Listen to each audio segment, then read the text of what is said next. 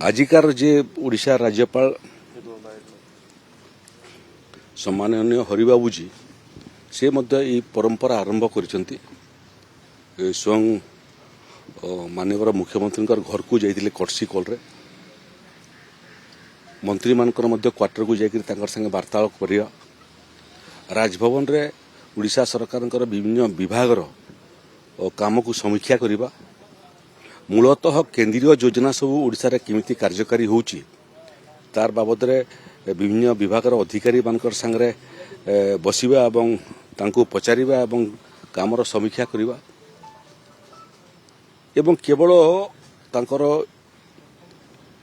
इभलिया सौजन्यमूलक साक्षात्कार सरकारी दलर मंत्री मानक भितरे सीमाबद्ध नुह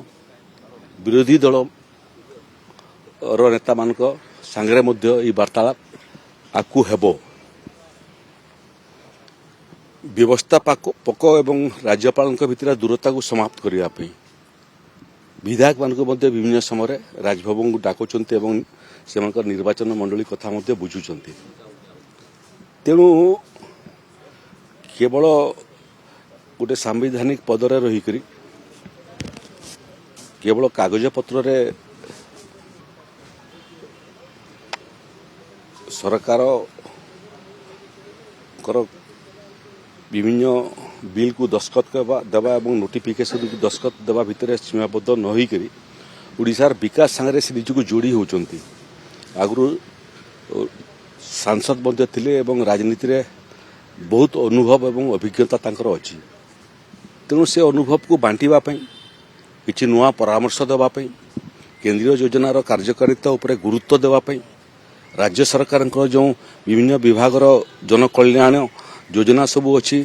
ताकू तदारक करने एवं आउ कौन भल हो पार ओडिशा प्रदेश एथिपाई प्रोटोकॉल परिधि भीतर को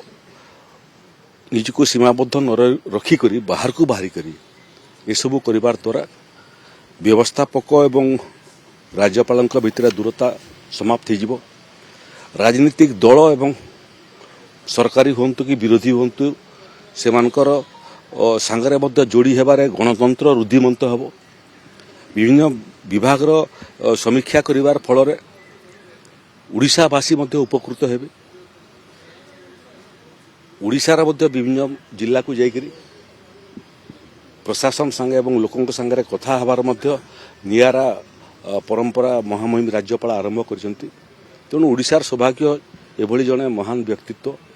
विकास को त्वरान्वित करने राजभवन रु बाहरिकी बाहर को आसवा मत लगुच जे नुआ दिगंत सृष्टि होची गणतंत्र रे एवं ओडिशा सरकार ओडिशार राजनीतिक दल एवं राजनीतिक व्यवस्था एवं साधारण लोक समस्ते उपकृत हेबे सर्वोपरि ओडिशा राज्य मध्य विकास क्षेत्र रे आकु नुआ दिगंत छुईवा सफल हो पार स्वाभाविक भाव में देखु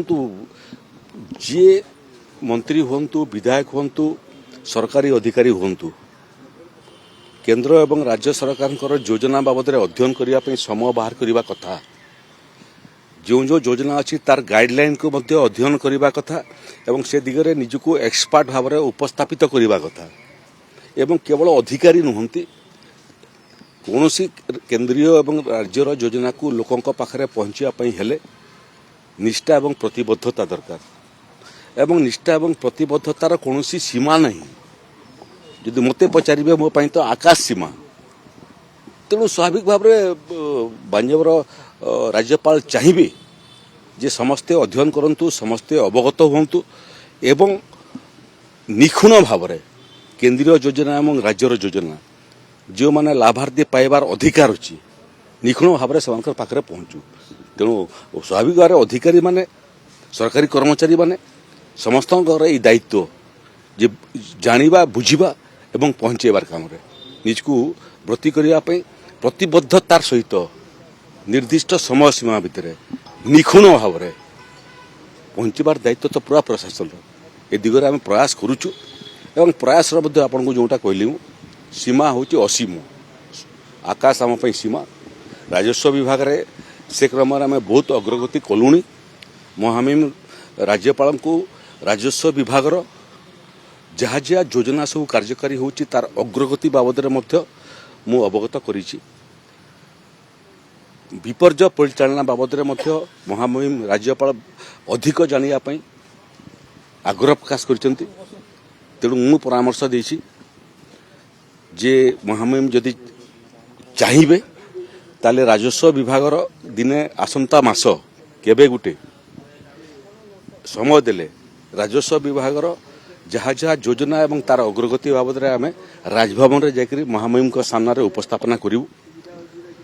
ବିପର୍ଯ୍ୟୟ ପରିଚାଳନା କ୍ଷେତ୍ରରେ ମଧ୍ୟ ମହାମହିମଙ୍କୁ ମୋର ନିବେଦନ କରିଛି ଯେ ଯଦି ଆମେ ଫିଲ୍ଡରେ ଦେଖିପାରିବା ଯେ ବିପର୍ଯ୍ୟୟ ସମୟରେ ଆମର ଏନଡିଆରଏଫ୍ ଓଡିଆରଏଫ୍ ଆପଣଙ୍କର ଫାୟାର ବ୍ରିଗେଡ୍ ଏବଂ ଅନ୍ୟ ସଂସ୍ଥା ସବୁ ଯେଉଁମାନେ ଚମତ୍କାର କାମ କରନ୍ତି ତାଙ୍କର ଡେମନଷ୍ଟ୍ରେସନ ମଧ୍ୟ ଥରେ ସମୟ ବାହାର କରି ଦେଖିବା ପାଇଁ ମୁଁ ମହାମହିମ ରାଜ୍ୟପାଳଙ୍କୁ ଅନୁରୋଧ କରିଛି। ସାର୍ ଗୋଟେ ଦିନ ତଳେ ଯେଉଁ ଆଇଏଏସ୍ ଥରେ ଗୋଟେ ବଡ଼ ଧରଣ ଅଦଳ ବଦଳ ହେଇଛି, ଗୋଟେ ୟଙ୍ଗ ଅଧିକାରୀଙ୍କୁ ଗୁରୁତ୍ୱପୂର୍ଣ୍ଣ ଦାୟିତ୍ୱ ମିଳିଛି, ଗୋଟେ ନୂଆ ଟିମ୍ ତିଆରି ହେଉଛି, ମୁଖ୍ୟମନ୍ତ୍ରୀ ନୂଆ ଟିମ୍ ଗୋଟେ ତିଆରି କରୁଛନ୍ତି ପ୍ରଶାସନିକ ସ୍ତରରେ।